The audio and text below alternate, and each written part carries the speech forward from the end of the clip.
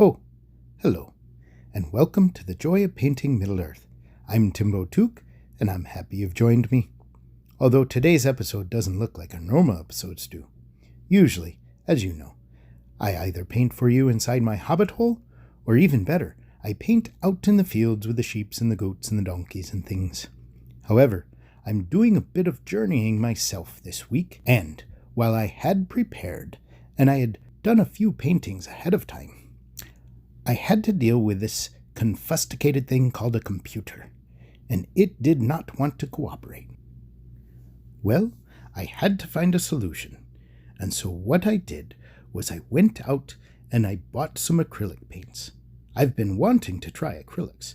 Normally, I do oil paints, and I have not had that much experience with acrylic painting.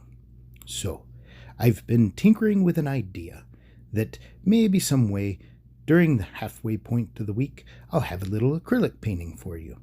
Just something like this. However, don't worry, I'll still do my normal Joy of Painting Middle-earth episodes where we can go out in the field together and do our big oil paintings. But for now, I thought this might be a fair solution. I went out and I got these acrylic paint set, and so I'm trying to learn how to do acrylic paints. They are a tricky thing to me. They don't move like my oil paints do. They don't mix like my oil paints do. But I'm sure with a little practice, both of us together, we can figure it out, and we can do some beautiful paintings with these acrylics. Now, I figured I'd just test this out, and you could see how my little test went. Now, the first problem with this little acrylic paint set that I bought was that it did not have a green. But that's okay. I just used some yellow and blue, and I mixed up a green that I could use. It might not be the exact shade of green I would like, but it worked out all the same. Now, for today's painting, I thought I would go back to the one thing that inspired me the most. Oh, I think you can guess what it is. Bag End. That's right, the most famous hobbit hole. And I thought, while I do this little painting, maybe I would just read some of those first words from our book, The Hobbit. So, today's painting will be a little shorter. Our episode won't be nearly quite as long. But last week's was a little bit longer because I did 4 paintings at once. So, I guess we're just evening things out. So, here we go. Chapter 1, An Unexpected Party. In a hole in the ground there lived a hobbit. Not a nasty, dirty, wet hole filled with the ends of worms and an oozy smell, nor yet a dry, bare, sandy hole with nothing in it to sit down on or to eat. It was a hobbit hole, and that means comfort. It had a perfectly round door like a porthole, painted green with a shiny yellow brass knob in the exact middle.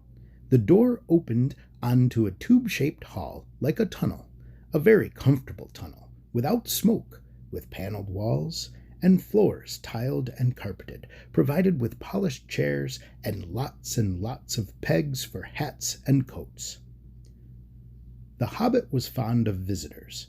The tunnel wound on and on, going fairly, but not quite straight into the side of the hill.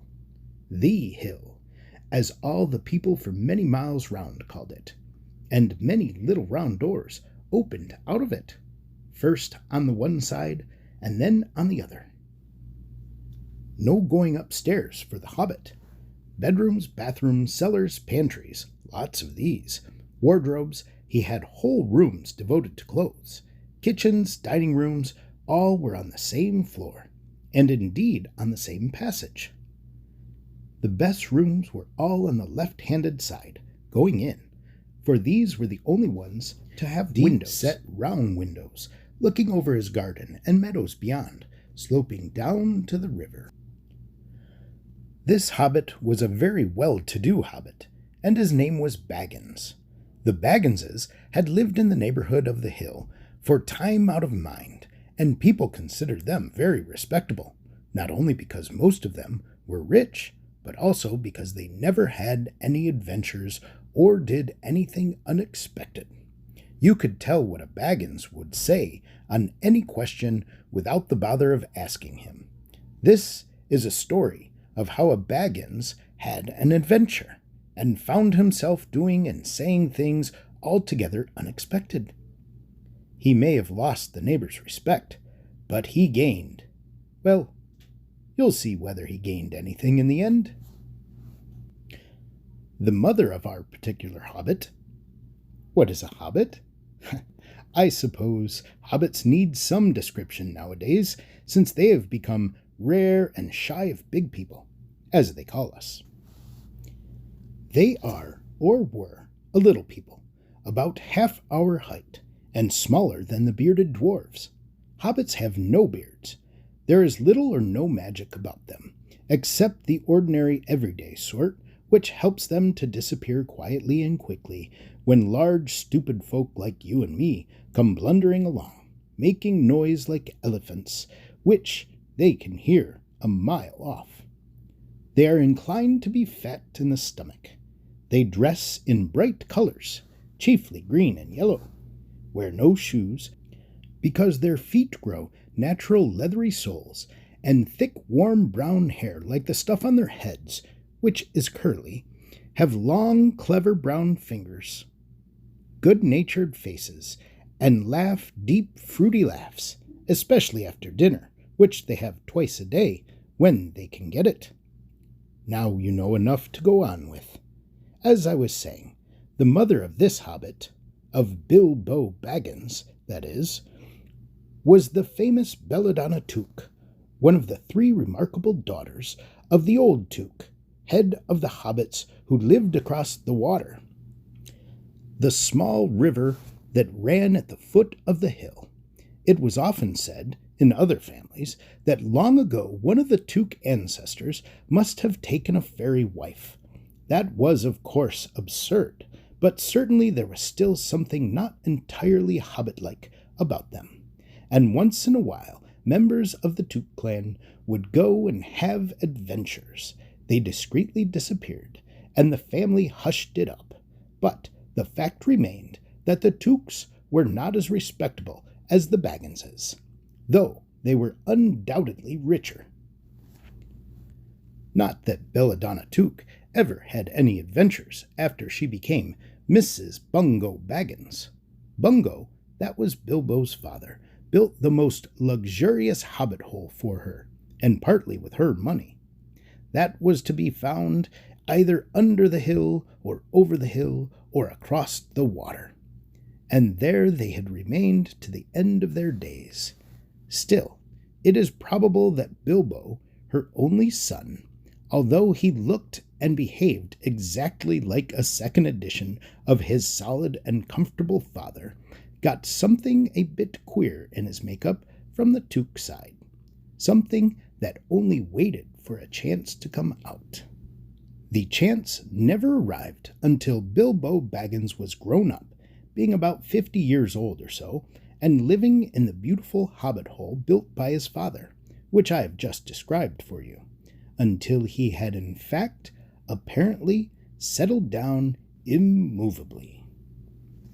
By some curious chance, one morning long ago in the quiet of the world, when there was less noise and more green, and the hobbits were still numerous and prosperous, and Bilbo Baggins was standing at his door after breakfast, smoking an enormous long wooden pipe that reached down nearly to his woolly toes, neatly brushed, Gandalf came by. Gandalf. If you had heard only a quarter of what I have heard about him, and I have only heard a very little of all there is to hear, you would probably be prepared for any sort of remarkable tale. Well, there you go. That is the beginning of the adventure that started it all. Now, that adventure has inspired me since I was just a young hobbit, and I hope it has inspired you too. And just my little piece of the world is trying to create paintings that just show how much I love the world that Tolkien has put out for us. That's right. Thank you for joining me. And again, I hope that next week we can bring you a very special Joy of Painting Middle-earth. Thank you for sticking with me this week. I appreciate it. Goodbye and God bless.